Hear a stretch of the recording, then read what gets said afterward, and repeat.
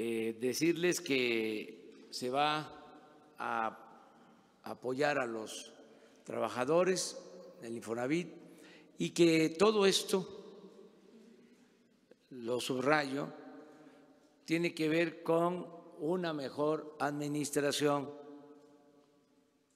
una administración pública austera.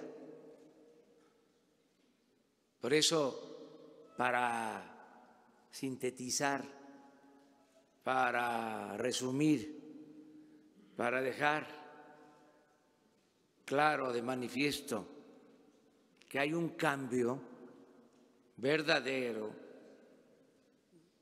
que no es más de lo mismo, me gustaría que el director del Infonavit les dijera cuánto está ganando y cuánto ganaba el anterior director del Infonavit. No es acusar a nadie,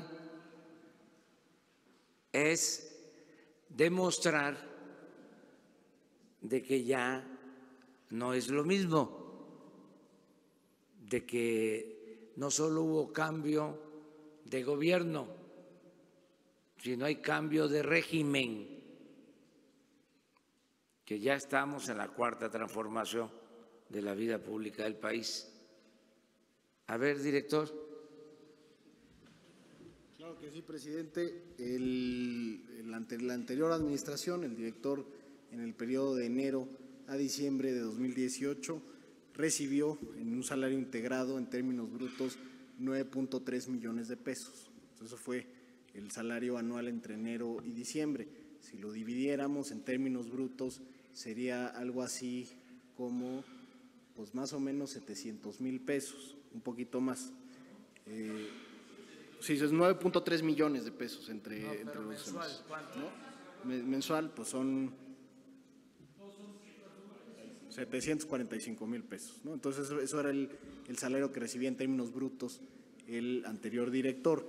Yo, como hice el compromiso con el presidente, me puse, porque además en el Infonavit se estilaba que se ganara lo que uno quería, me puse un salario equivalente al de 107,500 pesos. Entonces, eso es lo que yo voy a estar ganando en términos netos, que en términos brutos debe ser como 150,000 pesos, ¿no? Entonces, si se fijan, a lo largo del año yo voy a tener un salario equivalente al 1,800,000 pesos contra 9,300,000 pesos.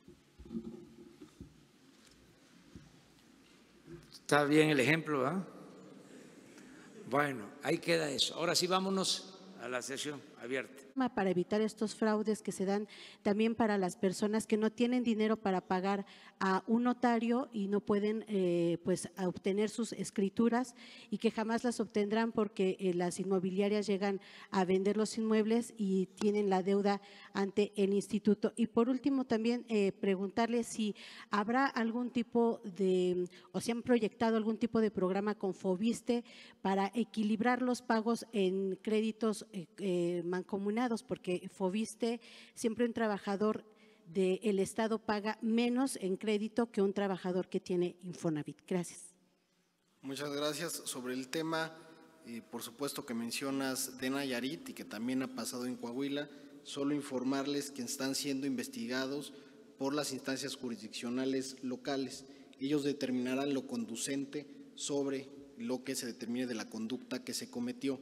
Sin embargo, nosotros como administración nueva, por supuesto, estamos colaborando con la Fiscalía General de la República en los casos que ha intervenido la Fiscalía, que es el caso específico de Nayarit. Ahí hemos aportado datos nosotros como administración sobre cómo se llevan a cabo estos procesos de cobranza y sobre todo recalcar que estos procesos de cobranza están permitidos por las legislaciones locales. En ese sentido, el Infonavit no es autoridad para decir que cambien las leyes, pero se permite por las legislaciones locales.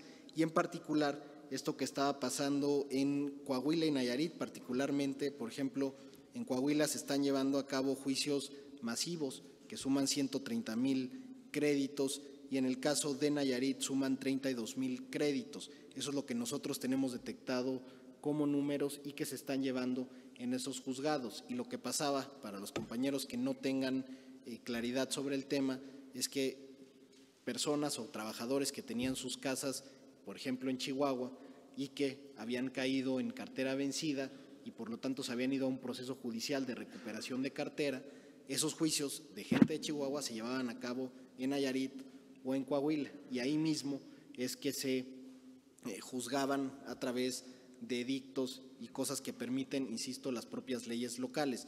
Nosotros, yo como director, el 27 de diciembre solicité a la auditoría interna de la institución que investigara las responsabilidades que pudieran haber tenido servidores públicos de la institución y sobre todo revisar los procesos en materia de cobranza social.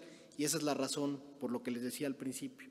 Y estamos trabajando un mecanismo de colaboración con la Comisión Nacional de Derechos Humanos para mejorar nuestro mecanismo de cobranza.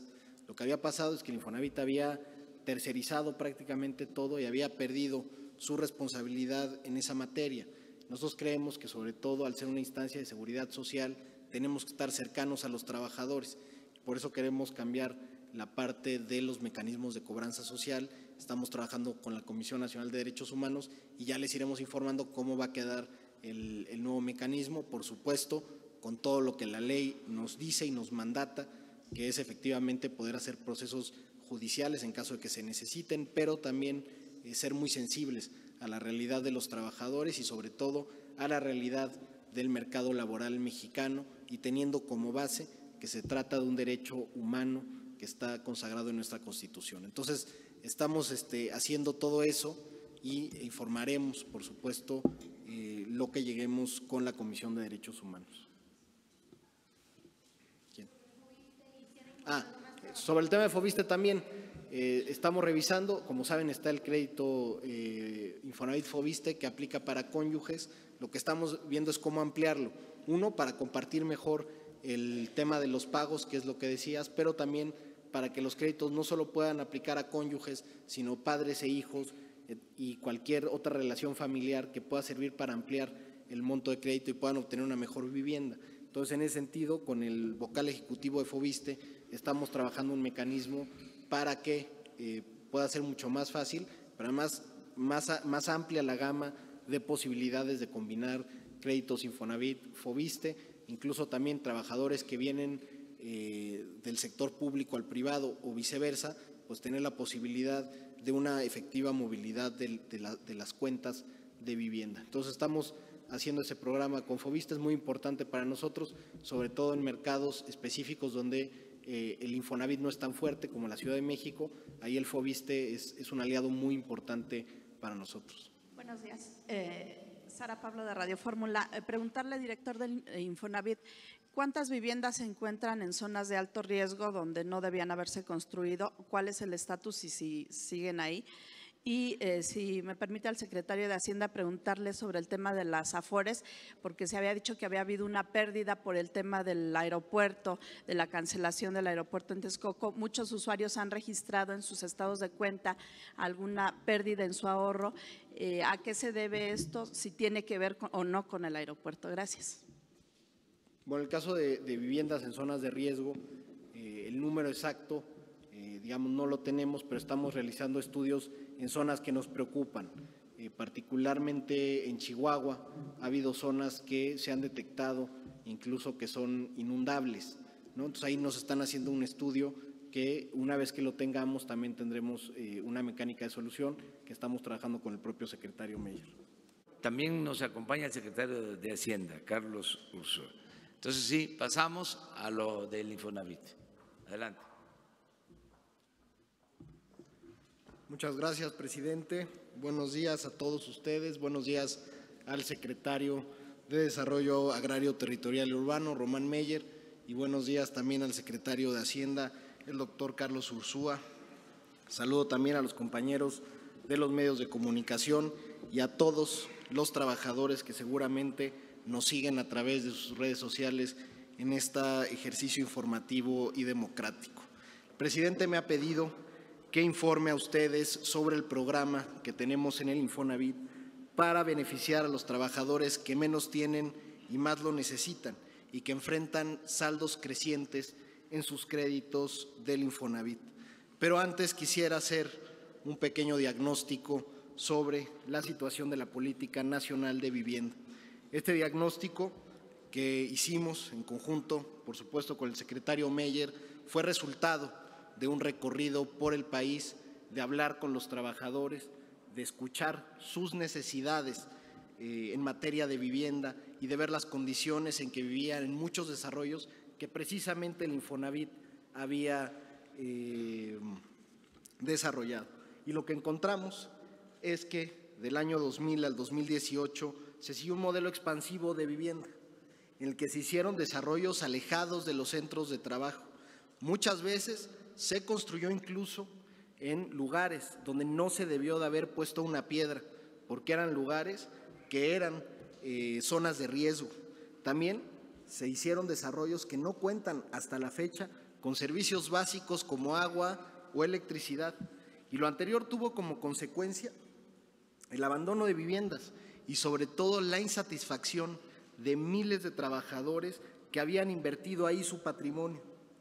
Por eso esta nueva administración y al mando del secretario Meyer se está impulsando una nueva política nacional de vivienda. Y ha sido enfático el secretario en que garanticemos el derecho humano a una vivienda adecuada, asequible, cercana a los centros de trabajo para los trabajadores. Y nosotros desde el Infonavit vamos a ser parte de esa nueva política nacional de vivienda.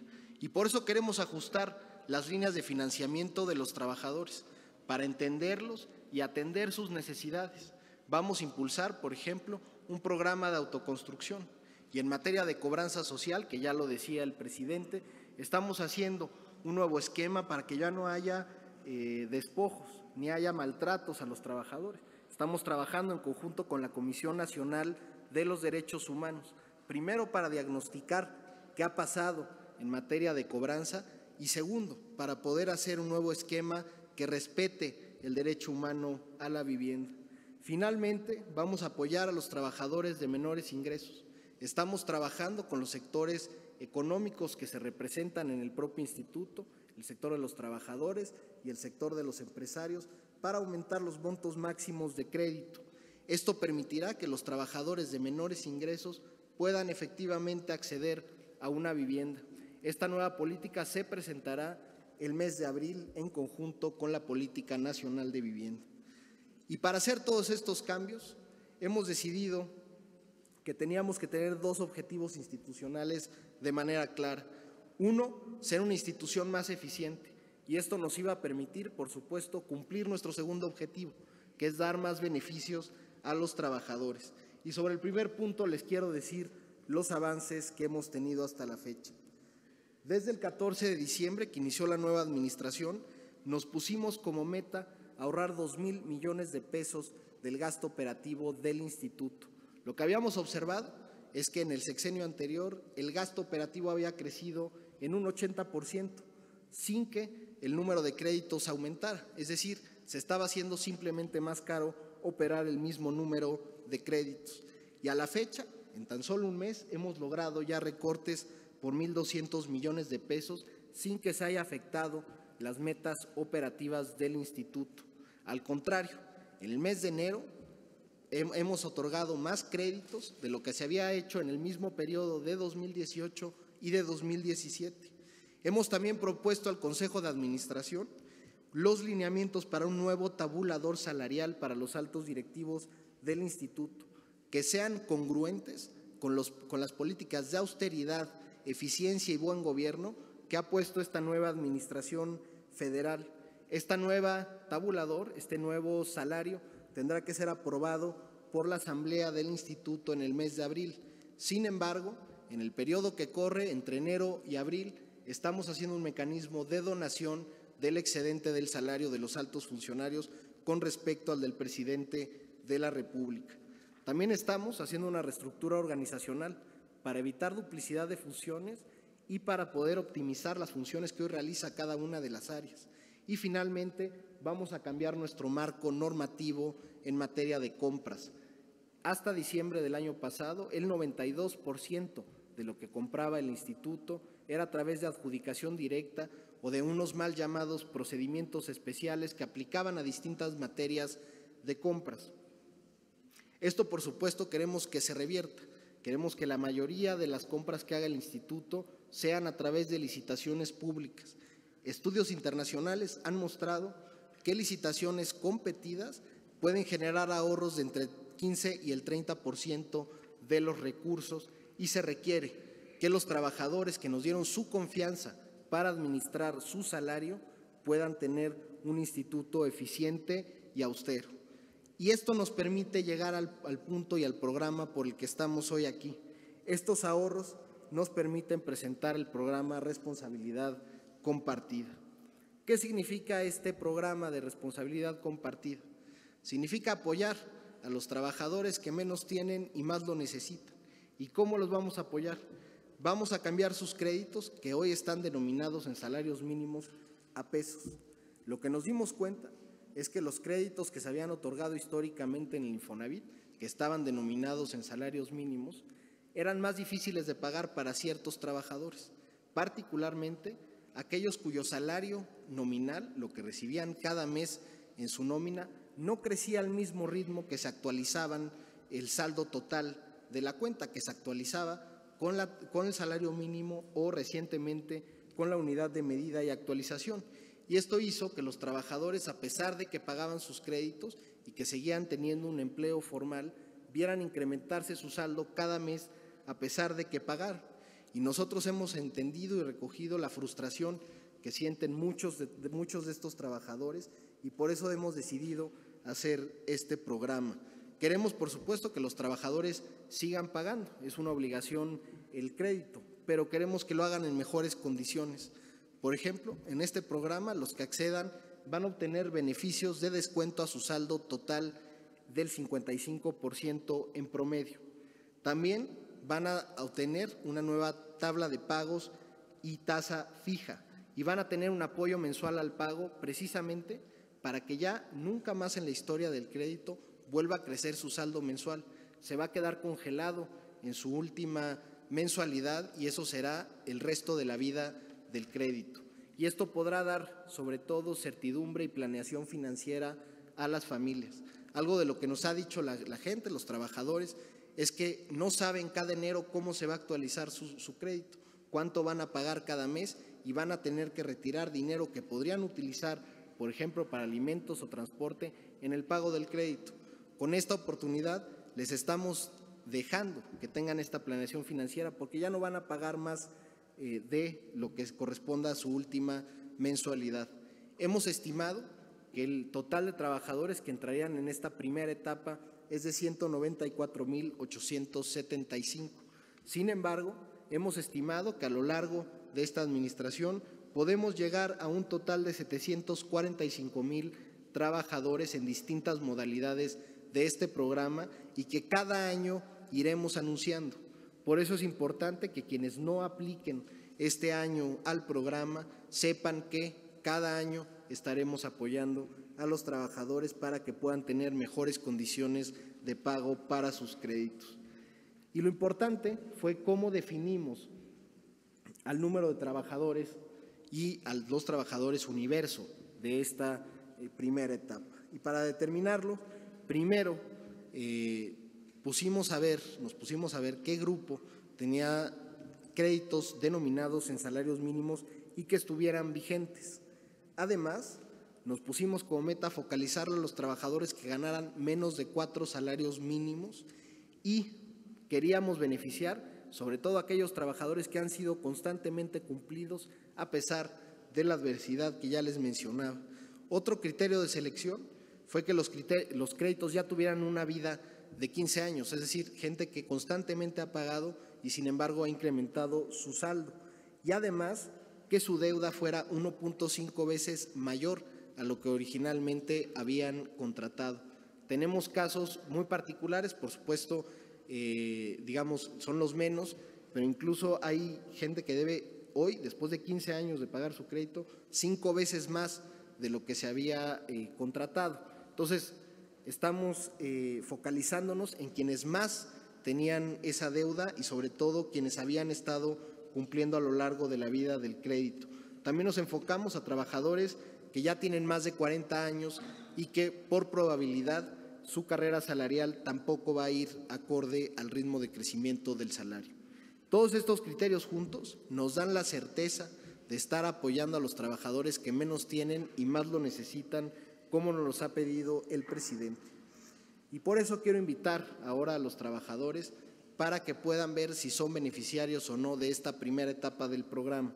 Y lo primero que tienen que hacer es meterse al portal bcmapesos.infonavit.org.mx y registrarse con su número de seguridad social o su número de crédito del Infonavit. Ahí mismo en el portal les van a decir si son o no son beneficiarios del programa. También, por supuesto, pueden acercarse a los centros de servicio que tiene el Infonavit a lo largo y ancho del país o hablar al Infonatel. En todos estos mecanismos se les va a informar si son o no son beneficiarios de esta primera etapa. Y de aquí, desde el día de hoy hasta el 1 de marzo, estaremos, por supuesto, invitando a todos los trabajadores a que actualicen sus datos de contacto. Muchos de los trabajadores han cambiado de empleo o incluso ya no viven en ese domicilio, aunque su crédito sigue vigente, y es difícil localizarlos.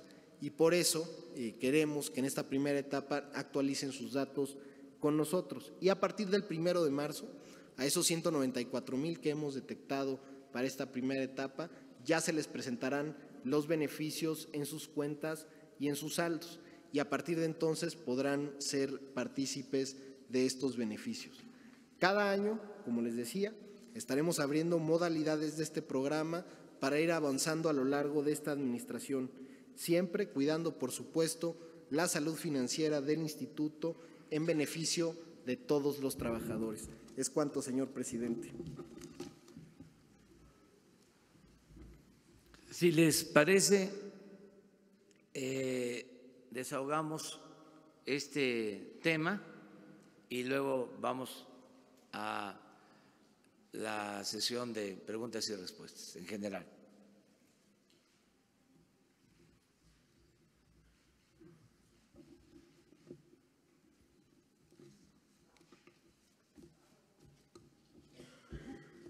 Señor director, yo quisiera preguntarle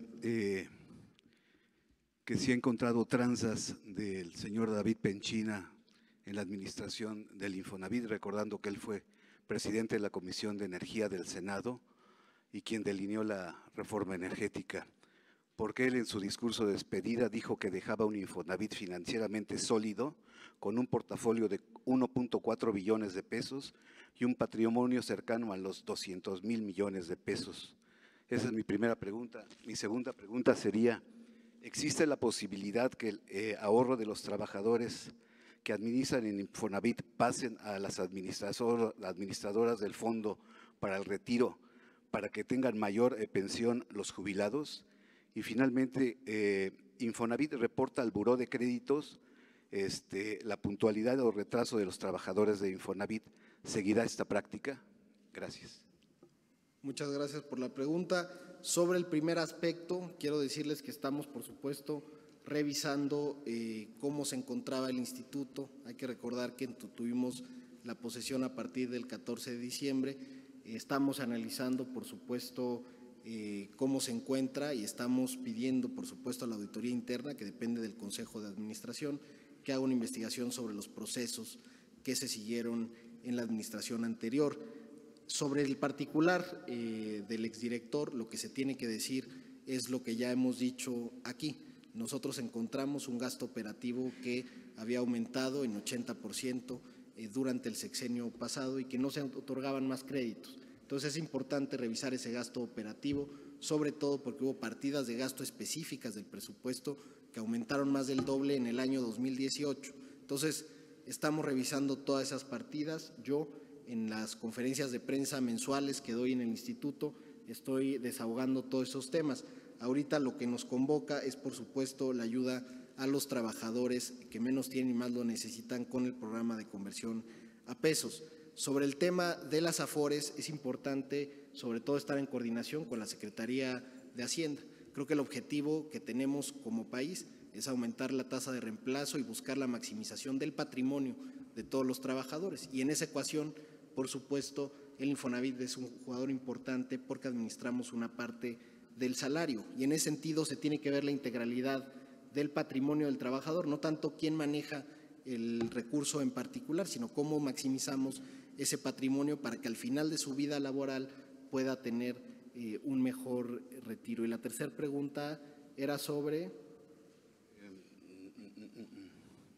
el buró de crédito. Lo del buró de crédito, digo, es una práctica que se empezó recientemente, también la estamos revisando. El objetivo de esa, lo que tiene que ver es no apretar demasiado al trabajador, tiene un objetivo social que debería de ser indicativo. Actualmente se está usando de manera pues muy vinculante, pero debería de ser indicativo, y lo que nos ayuda a ver es si el trabajador, además de pagar su crédito, va a poder pagar otras deudas que tiene, por ejemplo, en tiendas de autoservicio y demás, que tiene pagos chiquitos, pues esos pagos chiquitos al final le quitan liquidez mensual. Entonces, lo que menos queremos hacer es que sea una carga adicional el pago patrimonial. Entonces, estamos revisando la práctica para ver si realmente tiene sentido en la originación de los créditos.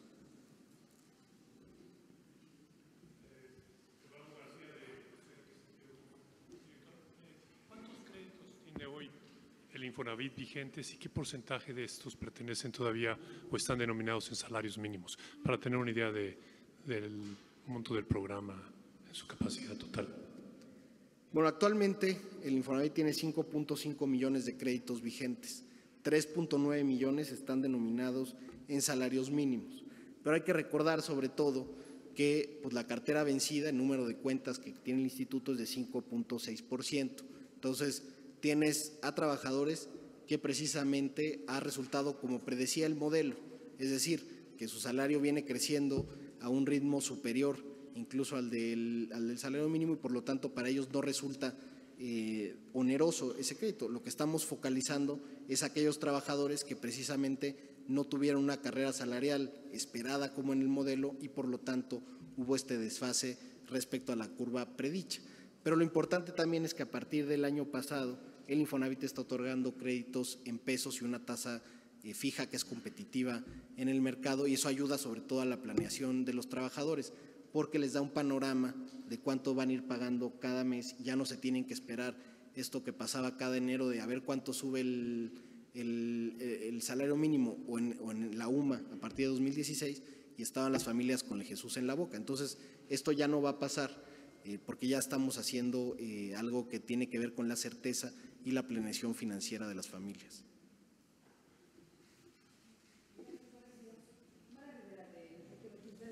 Quisiera preguntarle si dentro de los programas que tiene previstos, ¿qué se va a hacer con estos 5 millones de viviendas que se decía estaban abandonadas en el país por condiciones inhóspitas y por toda la serie de irregularidades que se presentaron como falta de servicios mínimos? Y bueno, y no sé si aprovechando la presencia del secretario de Hacienda, nos pudiera adelantar cuándo se presentará esta iniciativa de reforma al sistema de pensiones, considerando que para el 2025 el secretario pues será la primera generación de jubilados con el esquema de Afores, y que bueno, este propósito de aumentar la tasa, el rendimiento, en fin, ¿cómo va caminando esta iniciativa en el Congreso? Bueno, sobre el tema de la vivienda abandonada, yo creo que sí tenemos que tener un panorama claro. Efectivamente, el Coneval y el INEGI detectaron en sus últimos datos un universo de 5 millones de viviendas abandonadas.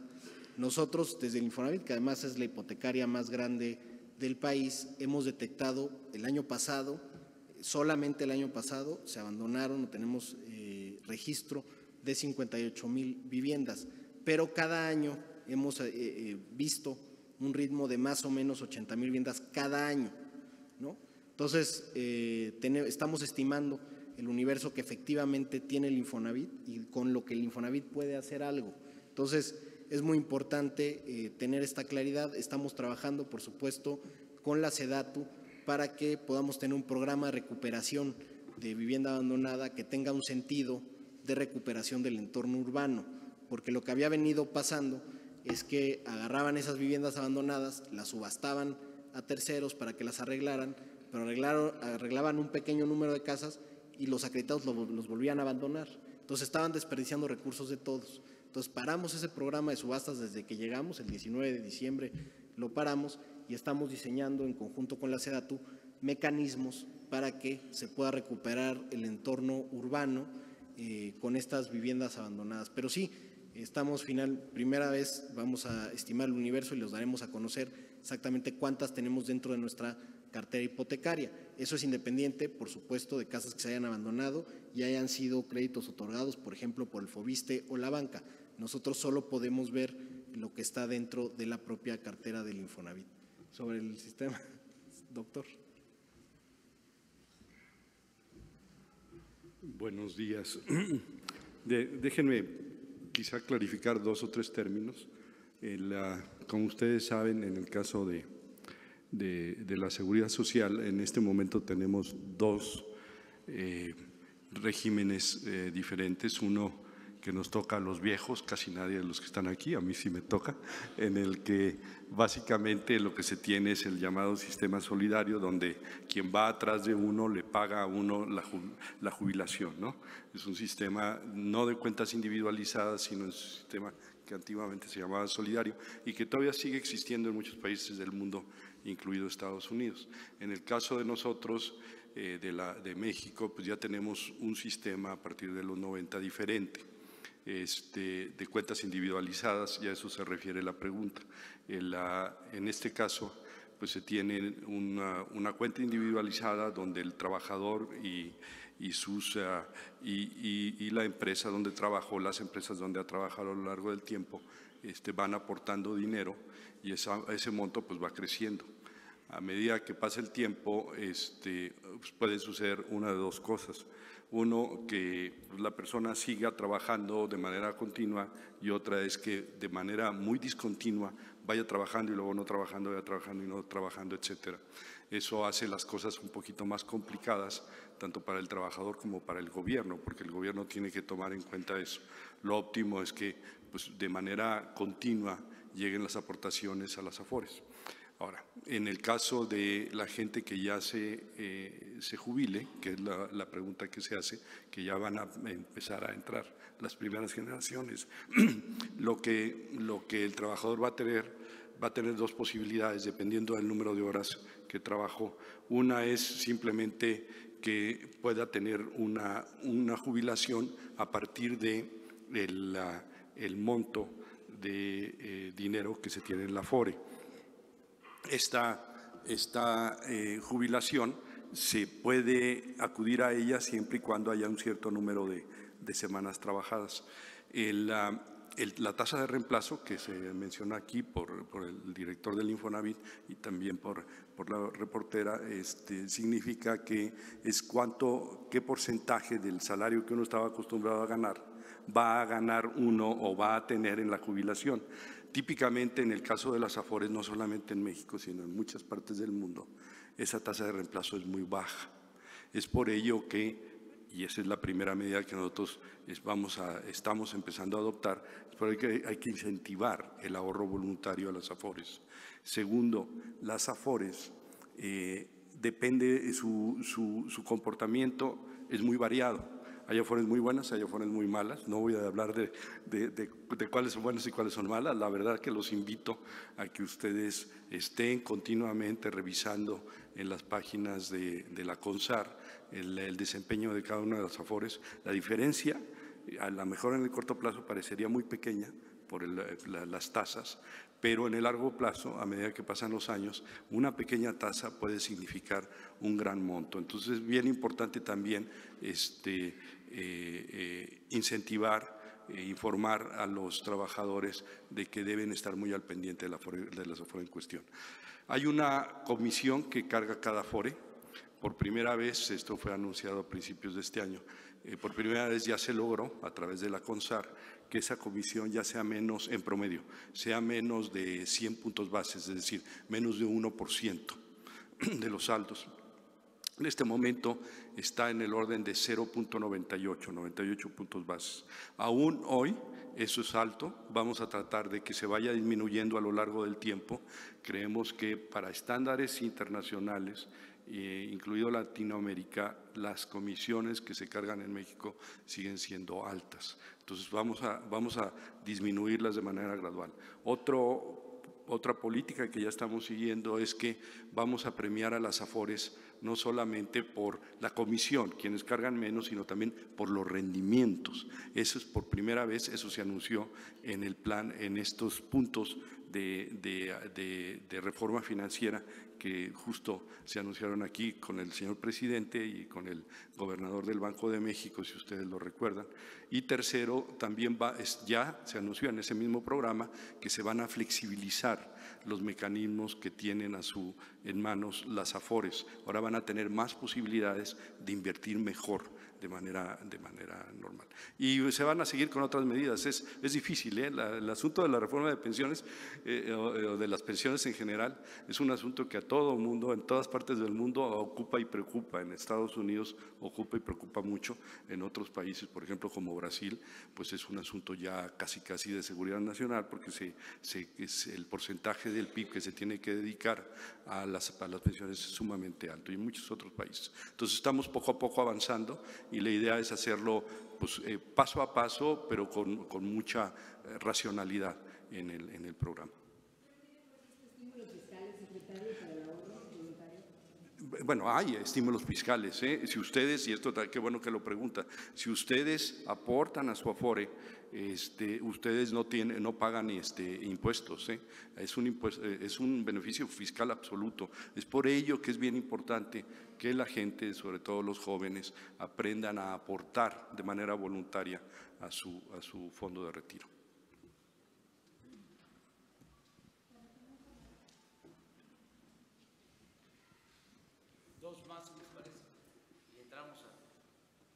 Gracias, director. Rocío Jardines, de W Radio. Preguntarle algunos asuntos de Infonavit en este análisis que ustedes están comenzando a hacer al interior del instituto. ¿Qué han encontrado en tema de fraudes? Se supo que 2 trabajadores de Nayarit participaron en fraudes en el estado contra alrededor de 60,000 derechohabientes. ¿Qué es lo que ustedes han visto a nivel nacional y si han previsto algún tipo de programa para evitar estos fraudes que se dan también para las personas que no tienen dinero para pagar a un notario y no pueden pues obtener sus escrituras y que jamás las obtendrán porque las inmobiliarias llegan a vender los inmuebles y tienen la deuda ante el instituto? Y por último también preguntarle si habrá algún tipo de, o si han proyectado algún tipo de programa con Foviste para equilibrar los pagos en créditos mancomunados, porque Foviste, siempre un trabajador del Estado paga menos en crédito que un trabajador que tiene Infonavit. Gracias. Muchas gracias. Sobre el tema, por supuesto que mencionas de Nayarit y que también ha pasado en Coahuila, solo informarles que están siendo investigados por las instancias jurisdiccionales locales. Ellos determinarán lo conducente sobre lo que se determine de la conducta que se cometió. Sin embargo, nosotros como administración nueva, por supuesto, estamos colaborando con la Fiscalía General de la República en los casos que ha intervenido la Fiscalía, que es el caso específico de Nayarit. Ahí hemos aportado datos nosotros como administración sobre cómo se llevan a cabo estos procesos de cobranza y sobre todo recalcar que estos procesos de cobranza están permitidos por las legislaciones locales. En ese sentido, el Infonavit no es autoridad para decir que cambien las leyes, pero se permite por las legislaciones locales.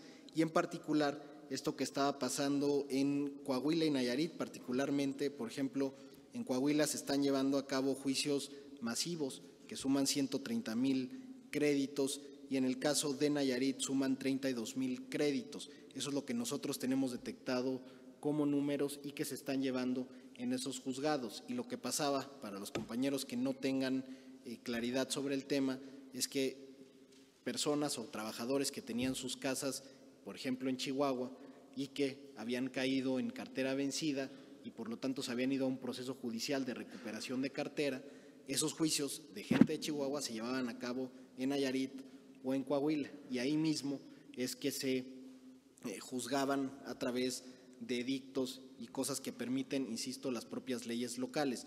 Nosotros, yo como director, el 27 de diciembre solicité a la auditoría interna de la institución que investigara las responsabilidades que pudieran haber tenido servidores públicos de la institución y sobre todo revisar los procesos en materia de cobranza social. Y esa es la razón por lo que les decía al principio. Y estamos trabajando un mecanismo de colaboración con la Comisión Nacional de Derechos Humanos para mejorar nuestro mecanismo de cobranza. Lo que había pasado es que el Infonavit había tercerizado prácticamente todo y había perdido su responsabilidad en esa materia. Nosotros creemos que, sobre todo al ser una instancia de seguridad social, tenemos que estar cercanos a los trabajadores. Por eso queremos cambiar la parte de los mecanismos de cobranza social. Estamos trabajando con la Comisión Nacional de Derechos Humanos y ya les iremos informando cómo va a quedar el nuevo mecanismo, por supuesto, con todo lo que la ley nos dice y nos mandata, que es efectivamente poder hacer procesos judiciales en caso de que se necesiten, pero también ser muy sensibles a la realidad de los trabajadores y sobre todo a la realidad del mercado laboral mexicano, y teniendo como base que se trata de un derecho humano que está consagrado en nuestra Constitución. Entonces, estamos haciendo todo eso y informaremos, por supuesto, lo que lleguemos con la Comisión de Derechos Humanos. ¿Quién? Sobre el tema de Foviste también, estamos revisando, como saben está el crédito Infonavit Foviste que aplica para cónyuges. Lo que estamos viendo es cómo ampliarlo. Uno, para compartir mejor el tema de los pagos, que es lo que decías, pero también para que los créditos no solo puedan aplicar a cónyuges, sino padres e hijos y cualquier otra relación familiar que pueda servir para ampliar el monto de crédito y puedan obtener una mejor vivienda. Entonces, en ese sentido, con el vocal ejecutivo de Foviste, estamos trabajando un mecanismo para que pueda ser mucho más fácil, pero además más amplia la gama de posibilidades de combinar créditos Infonavit, Foviste, incluso también trabajadores que vienen del sector público al privado o viceversa, pues tener la posibilidad de una efectiva movilidad de las cuentas de vivienda. Entonces estamos haciendo ese programa con Foviste, es muy importante para nosotros, sobre todo en mercados específicos donde el Infonavit no es tan fuerte como la Ciudad de México. Ahí el Foviste es un aliado muy importante para nosotros. Buenos días. Sara Pablo de Radio Fórmula. Preguntarle, director del Infonavit, ¿cuántas viviendas se encuentran en zonas de alto riesgo donde no debían haberse construido? ¿Cuál es el estatus y si siguen ahí? Y si me permite al secretario de Hacienda preguntarle sobre el tema de las Afores, porque se había dicho que había habido una pérdida por el tema del aeropuerto, de la cancelación del aeropuerto en Texcoco. Muchos usuarios han registrado en sus estados de cuenta alguna pérdida en su ahorro. ¿A qué se debe esto? Si tiene que ver o no con el aeropuerto. Gracias. Bueno, el caso de viviendas en zonas de riesgo, el número exacto, digamos, no lo tenemos, pero estamos realizando estudios en zonas que nos preocupan. Particularmente en Chihuahua ha habido zonas que se han detectado incluso que son inundables, ¿no? Entonces ahí nos están haciendo un estudio que una vez que lo tengamos también tendremos una mecánica de solución que estamos trabajando con el propio secretario Meyer.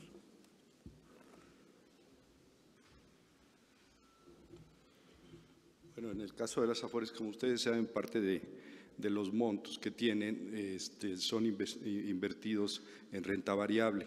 Entonces, el año pasado, sobre todo en los últimos 6 meses, en todo el mundo, no solamente en México, las bolsas cayeron. Entonces, eso hace que a su vez se refleje en el monto de las Afores. Y allí el punto es no apanicarse. Sobre todo en el caso de inversión en renta variable, pues suben y bajan las cosas, pero en el largo plazo la tendencia siempre es positiva. ¿Tiene algo que ver eso con el aeropuerto? No, de ninguna manera. A lo mejor el reportero, la reportera piensa eso porque hubo dos instrumentos de deuda que se usaron para el aeropuerto,